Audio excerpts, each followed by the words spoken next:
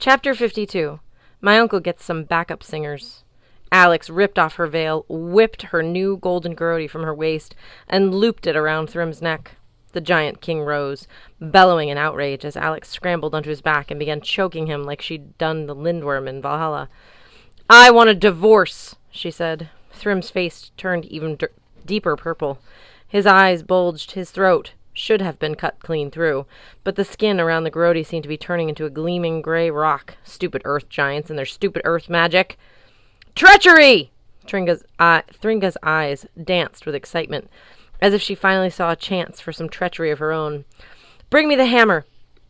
She lunged from Mjolnir, but Simra's axe hurtled across the room and embedded itself in Thringa's side. The giantess fell forward like she was stealing second base. I summoned Jack. Uncle Randolph was almost at Loki's side. Before I could reach him, giants surrounded me. Jack and I leapt to action, working together efficiently for once, cleaving through one earth giant after another. But we were badly outnumbered, and the giants, obvious fact alert, were really big. Out of the corner of my eye, I saw Thringa clawing across the floor, trying to reach the now unguarded hammer. Thrym was still staggering around the room, slamming his back against the cave wall in an attempt to dislodge Alex. But each time he tried, Alex changed into a gorilla, which just made it easier for her to strangle Thrym. The giant's tongue was the size and color of an unripe plantain. He stretched his hand toward Thor's hammer, probably trying to send it back into the earth, but Alex tightened her garrote and broke his concentration. Meanwhile, Sam ripped off her own veil. Her Valkyrie spear appeared in her hand, flooding the room with white radiance. 2 more giants charged toward her, blocking my line of vision. Somewhere behind me, Loki screamed, "Now, you fool!" I can't," Randolph wailed. "There are women present." The god snarled. I suppose he could have forced Alex and Sam to pass out, but that wouldn't solve the problem of Thringa and Sigyn. "Unsheath it anyway," he ordered. "Curse the consequences." "But—" "Do it!"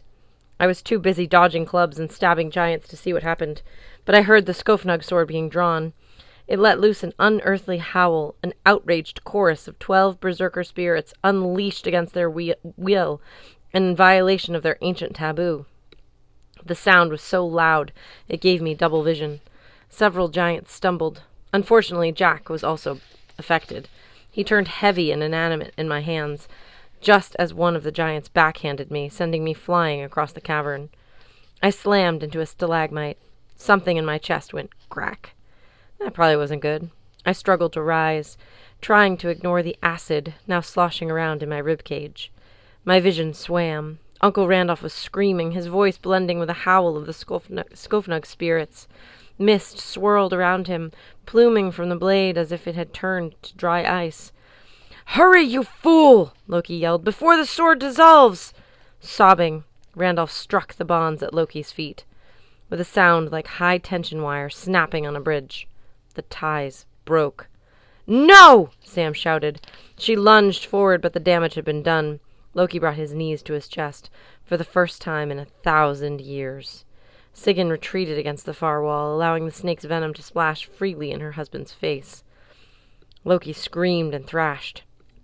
Sam thrust her spear at my uncle, but Loki still had enough presence of mind to yell, "Simra, freeze!" She did. Her teeth clenched with effort. Her eyes burned with rage. She let loose a guttural howl, almost worse than the Skofnug swords, but she couldn't seem to break Loki's command. Randolph staggered, staring at his smoking sword. The edge was corroding, the black gunk from Loki's bindings chewing away at the magical blade. "The stone, you idiot!" Loki kicked him futilely, turning his face away from the trickle of venom. "Sharpen the blade and get on with it!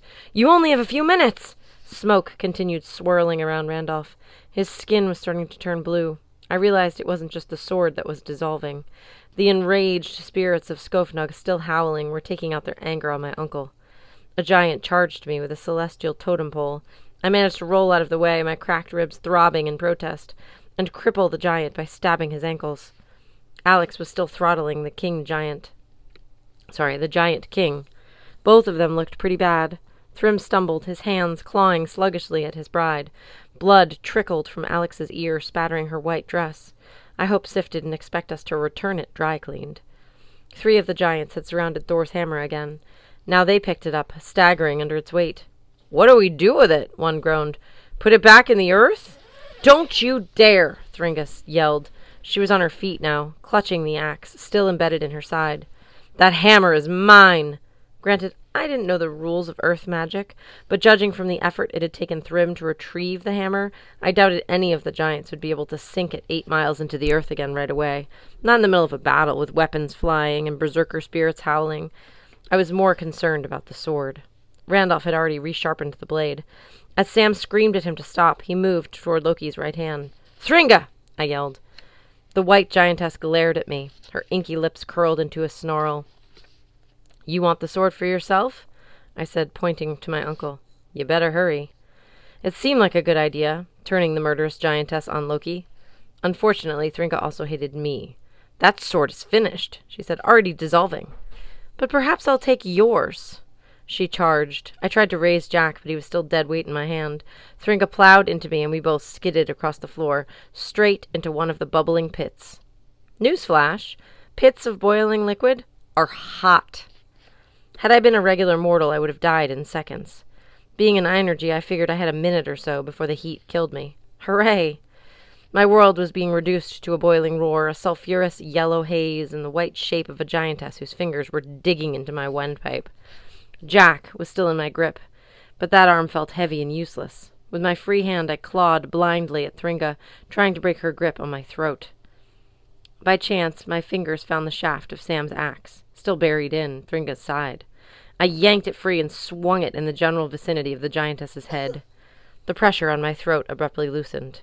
I pushed the giantess away and flailed for the surface. Somehow I pulled myself, steaming and lobster red, out of the hot springs. More sounds of battle, blades clanging against blades, rocks shattering, giants roaring. The Skofnug spirits still continued their bitter howling. I tried to get up, but my skin felt like cooked sausage casing. I was afraid if I moved too fast, I might literally burst. "Jack!" I croaked. "Go!" Jack left my grip, but he was moving slowly. Maybe he was still dazed by the howling of the spirits. Maybe my own condition was weakening him. It was all he could do to keep the giants from finishing me off. My vision was cloudy white with yellow blobs, as though my eyeballs had turned into hard-boiled eggs. I saw Thringa stagger to the wedding bench, grab it with both hands, and with one final burst of strength, swing it over his head at Alex. It crashed against her scalp, and she dropped off the giant's back. Nearby, I heard another high-tension snap. Loki's right hand was free. "Yes!" the god cried. He rolled to one side, out of the snake's range. "Last one, Randolph, and your family will be returned to you." Sam was still frozen. She struggled against Loki's will so intensely that a capillary had burst across her forehead, making a dotted red line there. In the light of her spear, Randolph's face looked bluer than ever. His skin was turning translucent, the structure of his skull showing through as he hurried to sharpen the Skofnug blade for one last strike. 3 giants were still staggering around with Thor's hammer, not sure what to do with it. The giant king turned toward Alex, who now lay stunned on the floor. Another giant approached Sam warily, eyeing her glowing spear, obviously wondering if she was really as helpless as she looked. "Jack," I murmured, my voice like wet sand, but I didn't know what to tell him. I was barely able to move. A dozen giants were still in fighting shape. Loki was almost free. I couldn't save Alex and Sam and stop my uncle at the same time. It was over. A bulging rift. Then the cavern shook. A bulging rift split the ceiling like the opening claws of a grabber arm, spilling out a dwarf, an elf, and several Einerjar. "Who's that?" Blitz struck first, just as Thrym looked up, momentarily distracted from his desire to kill his bride, a dwarf in paisley chainmail landing on his face. Blitz wasn't heavy, but he had gravity and surprise on his side. The Giant King crumpled beneath him like a pile of blocks. Hearthstone hit the cavern floor with his usual elfish grace, and immediately tossed a rune at Loki. I guess the I stood for ice. Suddenly the god of evil was encased in the stuff, his eyes wide with shock, his left arm still bound to the last stalagmite, making him the ugliest frozen treat I'd ever seen. My comrades from floor 19 launched themselves into battle with glee. "Death and glory!" Halfborn roared. "Kill everyone!" Mallory said. "Charge!" TJ yelled. TJ bayoneted the nearest giant. Mallory's knives flashed as she took out 2 more, with well-placed crotch strikes. Tip: don't ever fight Mallory Keene without titanium crotch armor. Halfborn Gunderson, our own version of a giant, waded into the battle, shirtless, as usual, with blood-red smiley faces painted all over his chest. I assumed Mallory had gotten bored on the tunneling trip down here. Laughing insanely, Halfborn grabbed a giant's head and introduced it to his left knee. Halfborn's knee won. With Loki frozen, Semra was able to shake herself free of his control. She immediately put her spear to work, impaling an advancing giant, then threatening Uncle Randolph. "Back off!" she snarled. For a moment, I thought the tide had turned. Giants fell, one after another. I summoned Jack to my hand, and despite my overcooked condition, despite my exhaustion, I managed to get to my feet. The presence of my friends energized me. I staggered over to Alex to help her up. "I'm good," she muttered, though she looked disoriented and bloody. How had she survived being bashed with a bench was beyond me. I guess she was hard-headed. He didn't control me. Loki didn't... I was pretending. She gripped my hand, obviously concerned I might not believe her. "I know, Alex." I squeezed her hand. "You did great." Meanwhile, Blitzen hit Thrym repeatedly in the face with his chainmail bow tie. As he did so, he looked up at me and grinned. "Thor got in touch with us, kid. Nice work. It was actually a lot easier for me to tunnel here once I knew the location.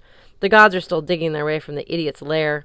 The rock is magically hardened by this guy." He punched Thrym in the face again. "But they'll get through it." The bodies of fallen giants lay strewn across the cavern. The last 3 standing were the ones guarding Thor's hammer, but they'd been staggering around so much with Mjolnir back and forth from Thrym to Thringa like a moving crew with an oversized couch that now they looked completely spent.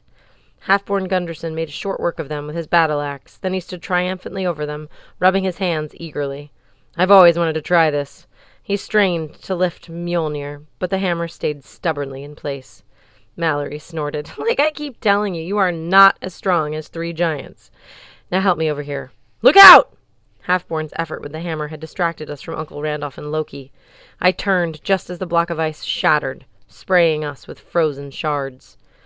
In the moment we were blinded, my uncle lunged forward with Skofnug.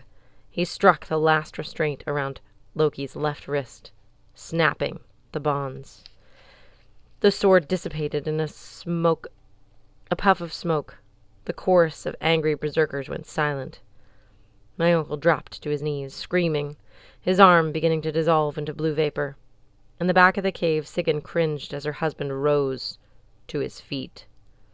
"Free," Loki said, his emaciated body steaming, his face a wasteland of scarred flesh.